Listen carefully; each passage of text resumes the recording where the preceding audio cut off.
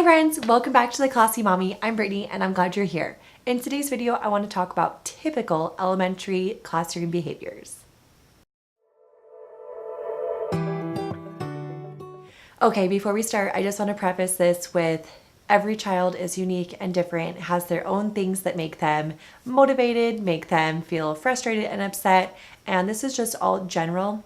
I've been a music teacher for 10 years, and every classroom and school I've been in, I've had just hundreds and hundreds of students. So I was trying to think the other day, and I think I've had close to between 6,000 and 7,000 students in my 10 years. I've been in multiple schools in multiple districts, and I've just had the privilege of working with tons of children. So by no means am I a child motivation expert. I've just hit the ground running and had to figure out how to help these awesome kids.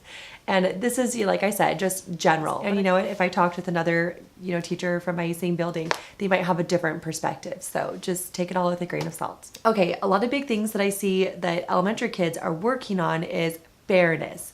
Oh my word, everything has to be fair. And, I don't actually feel that everything has to be fair, but they really feel like everything has to be fair. So like, for example, if I choose someone to be the light, like turn on and turn off person, then immediately a lot of kids are like, well, when do I get a turn to do that? So sometimes I can break things into like going down the alphabet. For example, this week when I have class A, the first person in the alphabet will be my lights person. The next week, the second person in alphabetical order will be. And sometimes I do that, and that's really great. But my point is, they notice if things are fair. They notice if things are not fair. And that's just part of their development. It's great. And that's a process they have to learn, right? That sometimes things can all be fair and we can take turns, but also sometimes things are not fair. For example, we have quarterly assemblies and we give out perfect attendance awards. Not everyone has perfect attendance. It's like that's an example of, well, it is fair that not everyone got that if they didn't earn that award, if that makes sense. So there's a time and a place for everything to be fair, and there's a time and a place for some people to get things and some people not to. I just said that out loud. Yes. Okay, the next thing I think we're really working on in elementary school, and I'm talking about younger grades, so I'd say K4. My school does go pre-K through 5th, but I'd say really K4, we're really hitting on following directions the first time it's asked. And in my classroom, if a kid doesn't hear directions or they're completely distracted, I'll give them the benefit of the doubt. But I really try to train kids that when an instruction is given, the expectation is they follow it quickly the first time. And then I have had that teaching moment talking with, maybe 2nd, 3rd, 4th grade kids who can understand this, that if you follow direction but slowly and not in the time that I'm wanting you to follow it, it's the same as not following the direction to me. And every teacher is different. Or we'll have the conversation of like, why should we follow directions the first time? Why does it help our overall classroom learning environment? How does it help our whole group if everyone is responsible for themselves and follows directions the first time?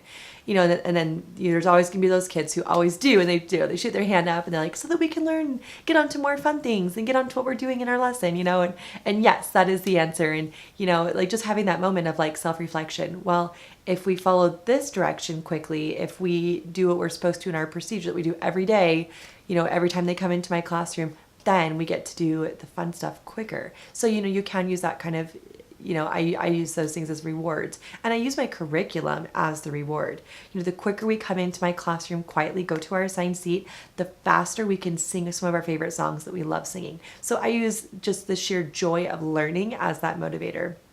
Anyways, but we're definitely talking about following directions the first time and not waiting until the teacher's like ready to pull their hair out, right? I'm sure as parents, you probably had those same conversations too.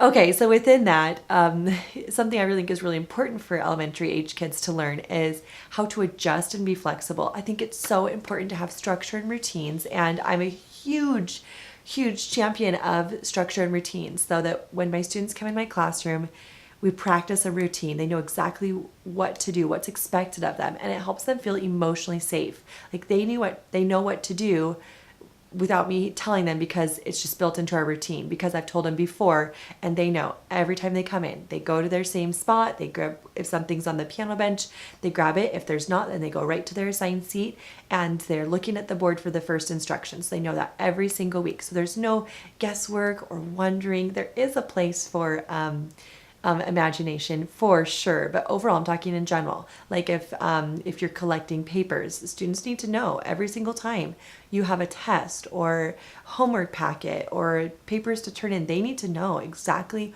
where those go, where to find those, so that you take that guesswork out of it and they're not wondering how to be a good student. They know what's expected of them, in whatever classroom you're in. With that, I want to say that teaching kids how to be flexible is so important. Personally, my 3.5-year-old son thrives off of routine. And like in one of my getting ready in the morning with going to work vlogs, I talk a little bit about how he loves routine and he knows his exact morning routine. And if I ever miss a step, he tells me, "Mommy, we have to make my bed first before we get dressed." Like, oh, okay, let's go do it. But I think it's really important to teach kids how to be flexible. And I do that with my son too. Sometimes I'll say, you know what, we're going to do it in a different order today, just for fun. Or if plans change and we were going to go do something, let's say we're going to go to the post office and we're going to go to the grocery store. If plans change, then talking about it, because my son, and if you have young children, some of them react, some of them could care less what their schedule is. But I think many kids are like, wait a second, but you said we were going to the post office, then the grocery store. Why are we going to the gas station? And it's like hard for them to handle. Well, that's my kid. and even for me personally, I really had to grow through this. And I see this in school. When you've got a classroom of kids, there's those kids who are really flexible. They're like, oh, what are we doing? That's great. And other kids, like, they want to know what's going on all the time. And if their routine is different, like, they can't handle or cope. So I think learning how and having coping strategies of, today's going to be different because we're having an assembly. And so we're not going to do XYZ that we usually do because we're going to be doing this. Or, oh, we had an unexpected fire drill, or we had an unexpected opportunity to go, listen to a guest reader read to us in the library. That was different than we expected. We didn't know it was coming, so we didn't talk about it, before maybe like in advance, right? But what a great opportunity. Let's go enjoy this, special whatever. So I think teaching them that flexibility is okay and how to appropriately use it, and every once in a while just changing things just so that they can practice learning to be flexible within the safe parameters of what is emotionally safe for them. So for me with my son, sometimes I'll change up our routine and order, or if, let's say, errands, because that happened yesterday, our errand day, the routine of our errands got changed.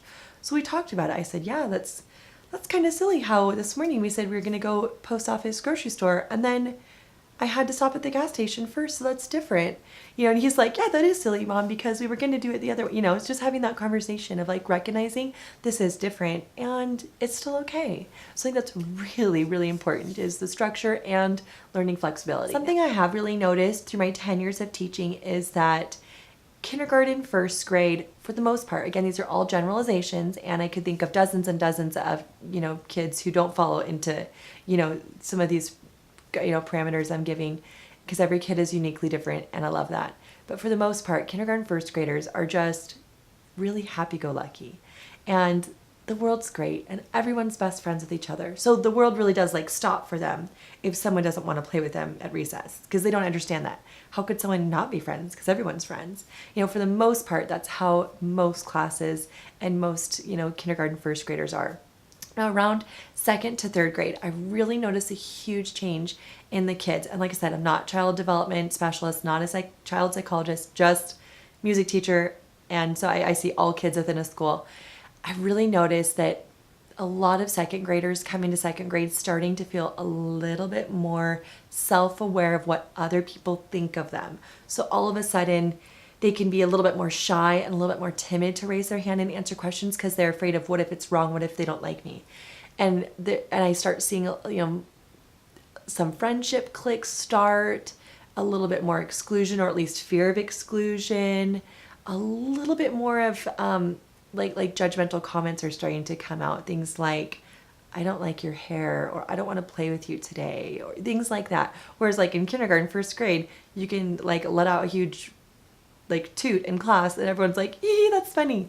But if you do that in second or third grade, like they just feel so emotionally like wrecked for the rest of the day because it was embarrassing. And I couldn't tell you why that starts to change, but I really start to notice that in second and third grade, they become very aware that their peers are noticing them. Whether they are or they aren't, they're probably more self-focused on like, oh no, what are people thinking of me? But that definitely starts, I feel, as a whole class in those 2 grades. Now, not every second grader is going to be self-aware and start feeling more timid and shy. Some start feeling self-aware and they're totally fine. Some aren't self-aware until 4th or 5th grade, or at least being aware of what other people may or may not be thinking of them. So that is definitely a trend I start seeing in second grade.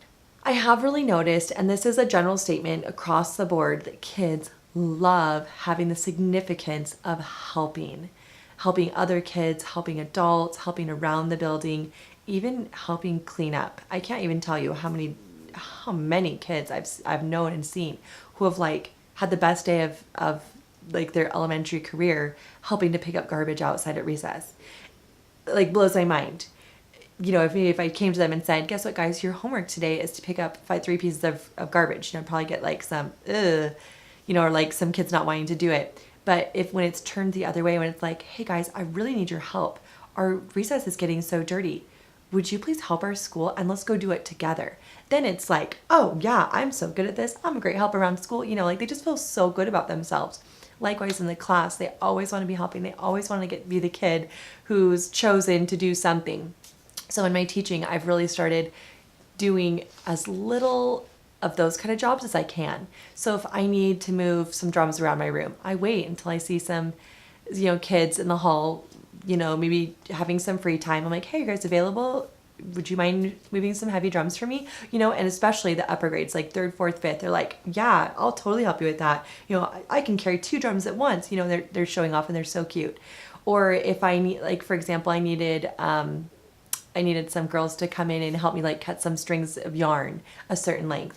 And for weeks, every day they came in afterwards. Can we come in today? Can we come help you cut any more strings of yarn? I'm like, no, I just need it the one time. But they just thrive on it. They love feeling significant and like they're giving back and helping. So I have really noticed that. I would definitely say 3rd, 4th, 5th, and just general, like I said, really, really thrive off of giving back. No, that's not to say that the younger grades don't love helping. Oh my gosh, they totally do. They all like fight over being line leader or being like the caboose, the kid at the end of the line, or turning on the lights or off the lights or passing out the snack. Like they love that kind of stuff. I'm talking about the bigger, more acts of service kind of jobs. So I think, but in general, I think it is really safe to say that the elementary kids really thrive off of giving back, helping, leading in whatever capacity. Another thing I've noticed in elementary school, now I will say I did teach one year in middle school, so this would not work with middle school, but this definitely works with elementary school, is that they thrive off of affirmations. Now every kid's gonna, tick a different way and be motivated and encouraged a different way, just like all people are unique and different, and that's great, but it does seem like affirmations from grown-ups really goes a long way, and affirmations from peers go even further. So, and I know a lot of classrooms have really started with like having kids call out and notice and give rewards to other kids who are, doing the right thing or being helpful or being kind. And that's huge, just kind of setting that environment and that culture of your classroom as noticing all the great things that someone does. Now it can backfire. I was the kid in 3rd grade who didn't get, I remember we were like earning little plastic beads in a necklace, and the teacher said something like I'm watching for who's sitting up really nicely during the story time and who's being really good, quiet listener. Oh my gosh, I like about broke my back, like sitting up so straight and tall, and I didn't get a bead, and I felt like, oh, my teacher didn't notice how good I was. So, it can backfire, But I think if you use it in the right way of like, hey, Brittany, you're doing an awesome job singing right now. Thank you so much for singing with your whole heart and being a great example. Or, Johnny, thank you for picking up that garbage that was on the floor. That wasn't yours, and I noticed that. That really helped us. Thank you. Just calling out those little things because we notice them all day long, right? But I think kids really just like feel so good and noticed when someone else is noticing them being, a great kid. And I think it just kind of helps everyone else as well go like, oh yeah, in our class we notice the great things that are happening. And then they start saying it too, especially if you set that precedence. So they are hungry for positive affirmations for sure. Now with that, I heard this in my education classes, and then I witnessed it, and I've seen it. You have to be very, very specific and accurate and truthful with your praise. And I've noticed it with my 3-year-old just on a personal level at home. So a blanket statement could be like, you're so great. Everything you do is great. You're so awesome. Those are great things to hear, but I think kids are really hungry for like the whys and the specifics. So instead of, oh, that was nice, or that was beautiful, it'd be more specific to like, for my son anyways, like, Cooper, you're so kind. I love how you share your toys with your sister. Thank you. For him, he's like, oh, Mom noticed. I am kind. I did do that. That's great.